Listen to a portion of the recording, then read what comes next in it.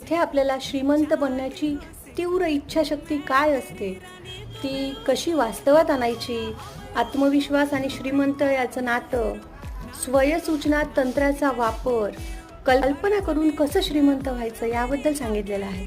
आपल्याला काय हवं आहे ते कसं ओळखायचं आणि ते कसं मिळवायचं, अडचणीवर मात करण्याचं एक रहस्य, कमतरता आणि गरिबीचं कसं उच्चाटन करायचं, भीतीवर कसा विजय मिळवायचा आणि अंतर्मनाच्या शक्तीने समृद्ध कसं व्हायचं, हे या पुस्तकामध्ये सांगितलं आहे. प्रत्येकाने वाचावं ज्यांना श्रीमंत व्हायचं आहे, कारण इथे याचा मेन सार हाच आहे की विचार करा आणि श्रीमंत व्हा.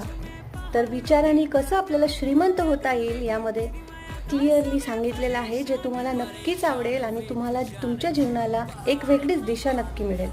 धन्यवाद.